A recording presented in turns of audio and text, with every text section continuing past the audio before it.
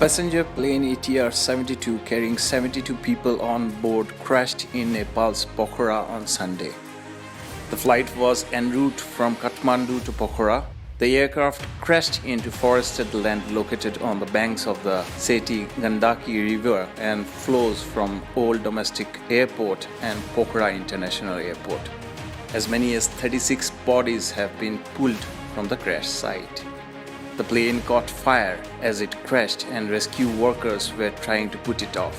The passenger manifest shows 11 of passengers on board were international visitors and 3 of them were infants.